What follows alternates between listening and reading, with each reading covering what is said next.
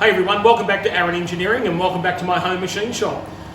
Today I'm going to show you my entry for the Toolmakers Challenge for 2020, which is being hosted by Emma's Spare Room Machine Shop. So I'm not actually making a tool, but I'm making a fixture. But I'm going to include that in the entry anyway, just to partake and to support other Australian machinists over here in the great old land of Oz. All right. So this fixture plate that I'm doing, how about I bring the camera around and show you what I'm actually making. So these are for Mark from Phase Change Converters, and they're heat sink angle plates that goes inside the three-phase rotary phase converters. They've got to have precise holes drilled in a precise location and tapped. So predominantly there's M3 and M4 tapped holes, and the tricky one was these two tapped holes on the end here. Now to make these fixtures, of course, they're a little bit hard to hold in the vise, so I had to make one fixture plate like this, okay, which held it in this position, okay, and then I had to make another fixture plate that would hold it in the vertical position to drill those holes. Okay, I've repositioned the camera and brought you over to the CNC machine. You can see that I've manually machined these standoffs on the manual lathe, and of course basic sort of turning work, so facing, center drilling, and machine tapping, or commonly referred to as rigid tapping, to make this fixture plate. Then I use the CNC machine to make this right angle fixture plate. Now, I don't usually host CNC machine videos on this YouTube channel. If you want to watch those sorts of videos, I'd suggest you go to my main channel, which is called Design, Creativity and Technology Solutions. And I do a lot more CAD, CAM and CNC on that channel. This channel is predominantly for manual machining. However, I've made this angle plate, okay, and you can see the way that I've jigged all this up. I've got a clamp pushing in from the side on both of these, and I've got these spring-loaded clamps here, which I purchased from the local hardware.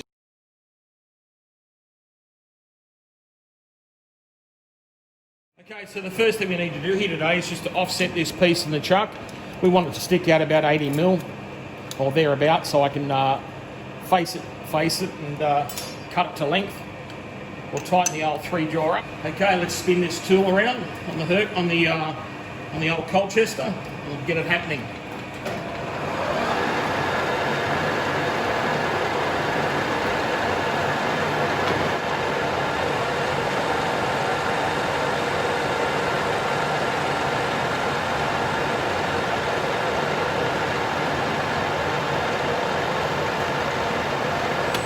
Turn this tool around now. We'll use the parting tool, and this is just an old high-speed steel parting tool that I sharpened this morning, and I'll make sure that's parallel to the face by just gently coming in there.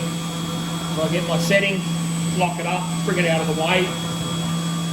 Now to ensure that I part this off to about the length that I want, because the final length will be ascertained when I stick it in the CNC machine and actually face it. So I get them all at the same height, so they're identical. We'll just come in here with our verniers, set it up here, just touch off on that, and away we go. Let's part this off.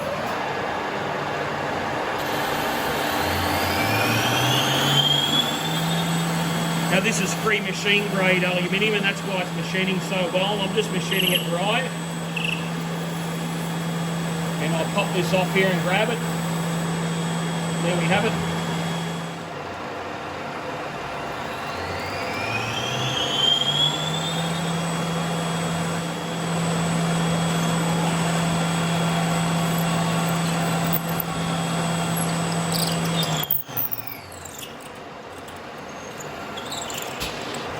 And we've got a 3-flute M10 by 1.5 pitch tap here, and we'll get the lathe RPM up around 72 RPM, and I can just feed this in and it will pull itself in, as long as I don't lock the tailstock, and everything will be good.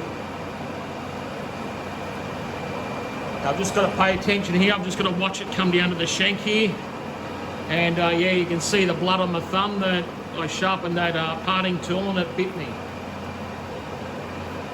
So we're nearly there. We'll stop it, we'll back it out.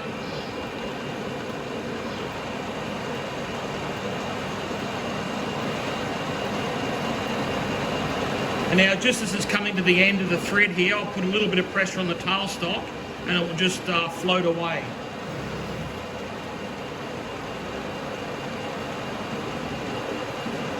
Nearly there. I'll start putting a bit of pressure on the tailstock, and we've finished tapping these little standoffs. So what I need them to do, they have to go into a T-nut with this threaded stud in here. And I'll bolt that into the machine and then surface the top here so they're all exactly the same height. Now I've got it in the old manual combination mill here, and I'll turn it on. Now I've got my Y set ready to go, and I'll show you by a piece of cigarette paper. If I just gently bring it towards the cutter, you can see it rip it out of my fingers, so I know I'm good to go. So I'll back him off down here now. Now one turn of my handle is 4 mil. Now I have to add 6 millimeters because it's half the cutter. Okay, so I need a total of 27 millimeters, which is 6 3/4 turns.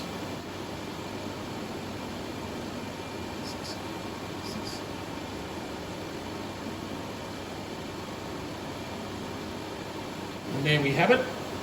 So now I'm going to come off that job here now, and I need to plunge down 4.6 millimeters. So I'll do this in 2 cuts under power feed.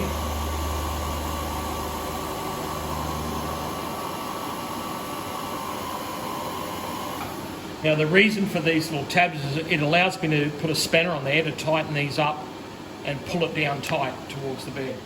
Should be my final cut now.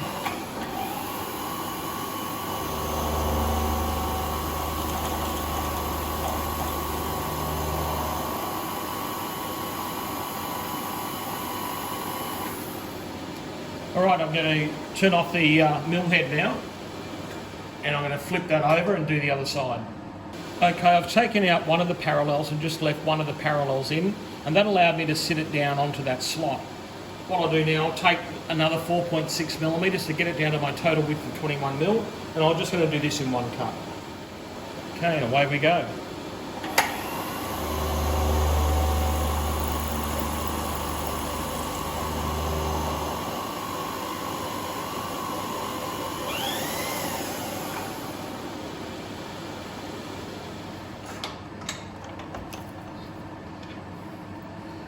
And there we have it. Righto, so the proof will be in the pudding. Let's take out the 21 mil spanner and put it on. And you can see there, it's pretty good. I'm very, very happy with that. They'll allow me to lock it in the CNC machine now and face the top there to make sure I've got exact heights.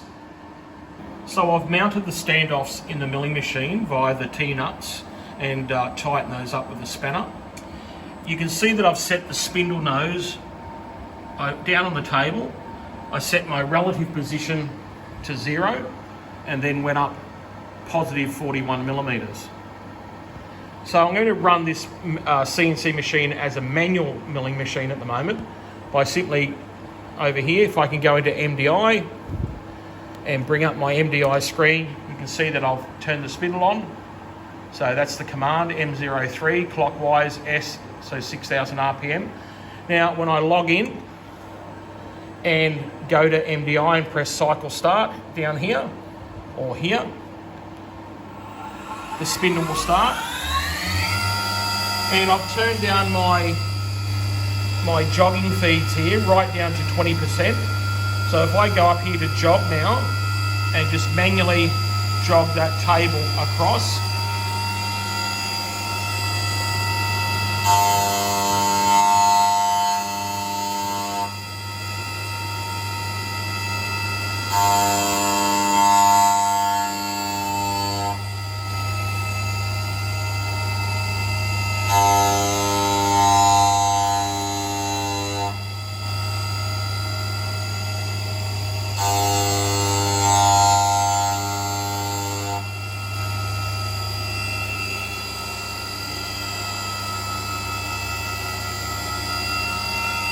and there we go, guys. All those standoffs are the correct height now.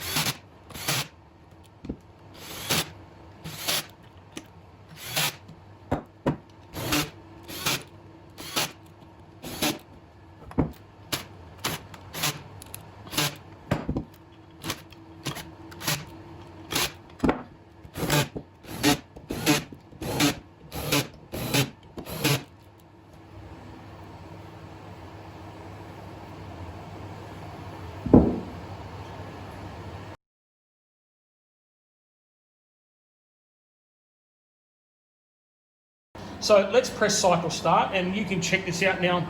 From actual from loading the pallets, pressing cycle start, opening the door, blowing it off and cleaning it, then reloading, I'm roughly getting about 4 minutes 30. Now I had 50 of these to do, so you can see this was a whole job, and well, a whole full day job. But not to mention these fixture plates are probably a day's work in themselves as well. So let's press cycle start and let's see this in action here today. Now you can see there's not much room here for error. So I have to be really, really cautious, and I'll show you how I set this up today. So I knew that I wasn't going to have crashes and that sort of thing.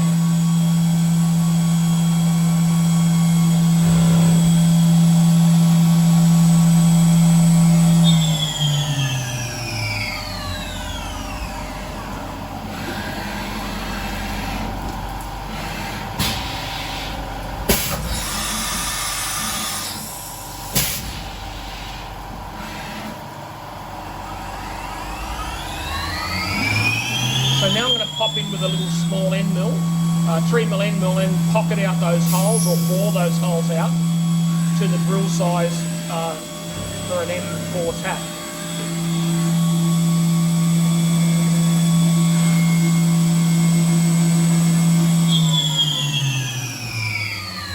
We'll go up and tool change now. We'll grab a little tap.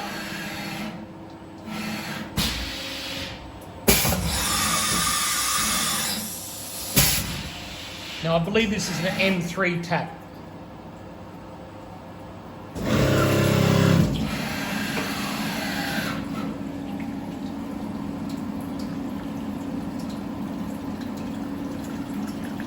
Now for these M3 tapped holes, guys, I actually popped in with a little tiny baby 2mm end mill, okay, and did circular interpolation and bored that hole out to the correct size for the tapping size, which I believe for M3 is 2.5 or 2.5 millimeters, because the pitch is by 0.5, as you would know.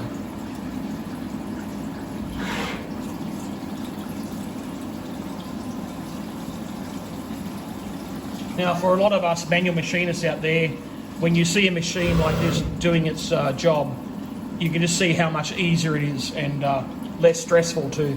You know, you can just continuously load parts and press the green button, and you know each one's going to come out identical to the other. So this is my little 4mm tap now. You can see a little bit of swarf on there. I'll fix that. Here we go. We'll drop in with a 4mm tap. Now I believe M4, the pitch is 0.7. So I used a 3mm end mill to once again do a boring cycle and bring that hole out to 3.2, I believe.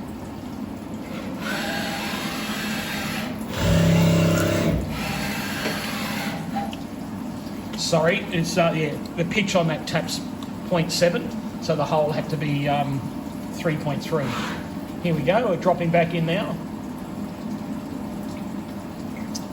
And this will be the end of the cycle that we'll finish now. And not bad, is it? So 3 minutes 20 roughly to do both those parts. And every time I open the door, I've got a completed part that I can bring out. All right? Okay, thank you for following along, and please make sure you get a chance to watch the other Toolmaker Challenge videos. Thank you, bye-bye.